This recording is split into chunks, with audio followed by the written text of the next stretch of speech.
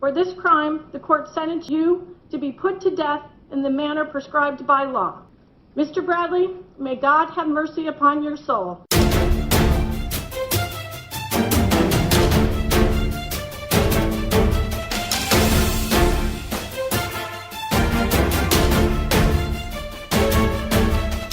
Police flocked to Villard Food and Liquor Sunday afternoon for a report of an attempted armed robbery and subsequent gun battle.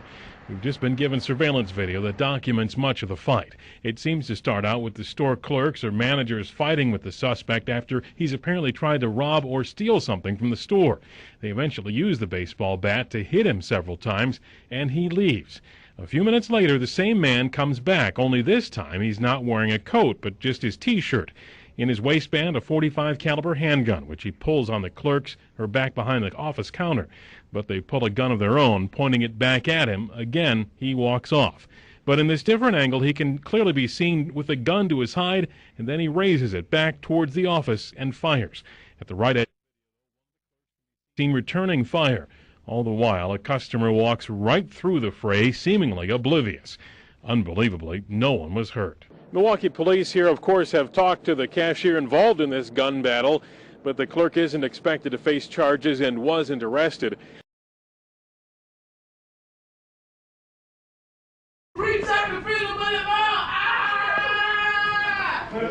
A Broward County courtroom turned into a circus Tuesday. What was supposed to be a serious situation was met with laughing, smiling, kicking, cursing, and outbursts. Just one day after police say 14 suspects led them on a multi-city chase. Get that off me, what the The end result, more individuals being taken into custody. I want to get the cameras off. Hush your mouth, I said it. At the hearing for 15-year-old Maurice Thomas, the suspected driver, and 15-year-old Thomas Butler, seen here smiling for our cameras, the pair seem to show up to show out in front of a judge. They're already accused of stealing cars and running from police. Also, the four suspects are wanted for crimes in Broward, Palm Beach, and Martin counties.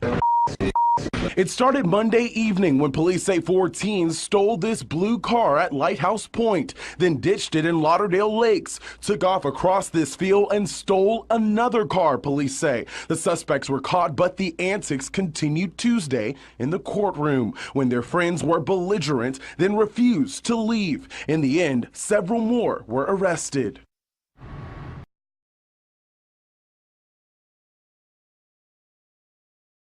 Detectives were here for several hours. According to police, the 54-year-old woman left her house around 5:30 Thursday evening. Her alarm goes off, so she returns. When she does, she's met by an intruder identified by police as Trayvon Johnson.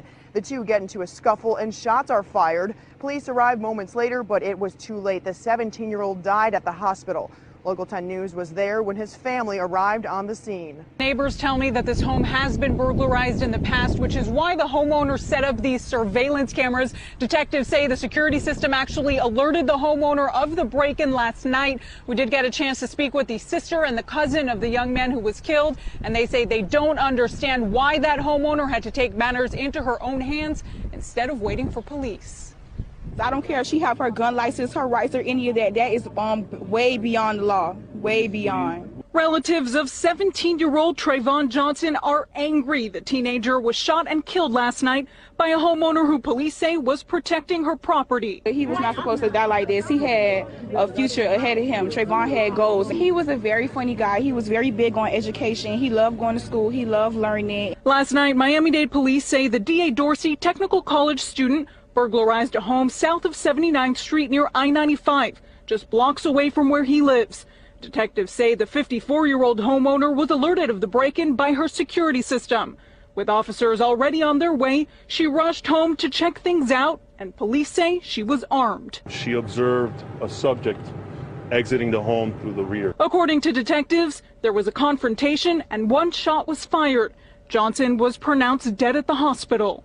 So the lady said she called the police. The police told her don't go in the house. So she's still going in the house and searching for something. Then she said the lady came out, wanted to shoot, shot one time and shot him in the chest. And who is Trayvon to you? My brother. He called me. He said, go mommy, talk to me. Go mommy, got money? I said, not right now, son. I ain't got no job right now. I said, when I get a job, I guarantee I'll give you something.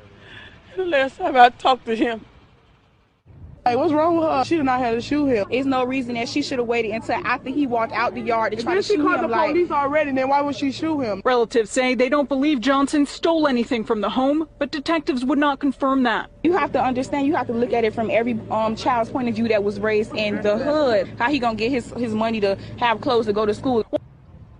Well, this is a live look at the house now. You can see the alarm force sign there, likely which was triggered and made this homeowner return to her home. And up at the top, we actually circled this home. We noticed several surveillance video or cameras rather that contain video footage that would likely help in this case, and so it's still under investigation. So Jen Rett was questioned by police and she is fully cooperating, we're told, but no arrests have been made. We'll continue to follow the story as we get new information. We'll get it to you. Report.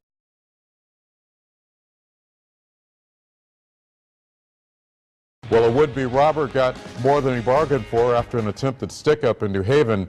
Police say it happened at Babe's Market on Ferry Street. The store's owner is talking exclusively to News 8 today. News 8's Aaron Logan. Every time the owner of Babe Market walks through these doors, he has a routine. He wastes no time.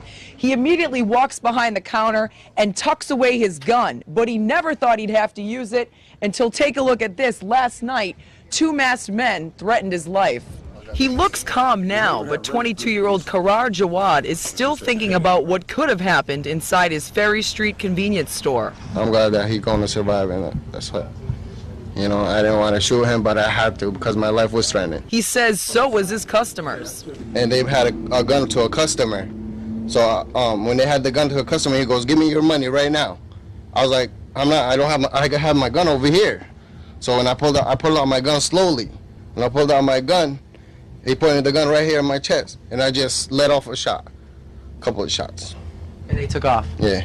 Where'd you shoot him? In the chest. New Haven police say the man who was shot showed up at the hospital shortly after, around 10:30. He's expected to be okay. I blacked out. What did that customer do? Did the customer run out immediately, or? Ran out and came back inside. He said, "I don't have no more money to be paying for the stuff I had to get." And he walked out. I was like, "It's okay, you could go ahead." Jawad says the men stole the customer's wallet, but no items or money were taken from his store. You can see he has a little company today. Police took his gun and said it could be a while until he gets it back. Will you go get a new one, or will you just wait and hope that... I'm gonna go get a new one. So you don't even want to wait one day? I can't take a risk no more. Jawad told his close friend Keith Barnes that the 2 men looked young. Barnes says it's not surprising. Nobody want to come here and open up 7 o'clock in the morning and not make it home to their family at night, so what he did was justified.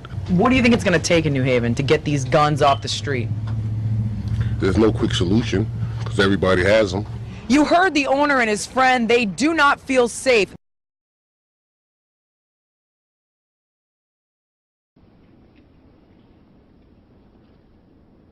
Brandon Lee Bradley, you have been given the opportunity to be heard and show cause why judgment should not be imposed and offer matters of mitigation. This court has considered the aggravating and mitigating circumstances presented and has prepared a comprehensive sentencing order which is on file with the clerk. No legal cause has been shown to preclude the imposition of the judgment and sentence.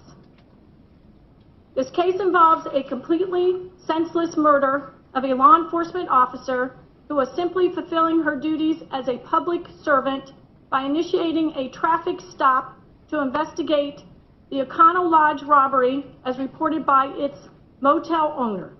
Deputy Pill acted professionally with the defendant during the traffic stop and provided him countless opportunities to exit the vehicle over the course of 3 minutes. Never did Deputy Pill take her firearm out of its holster, draw her firearm, or threaten the defendant. The bottom line is that the defendant murdered Deputy Pill in a selfish, foolish, and futile attempt to avoid returning to prison for violating his probation.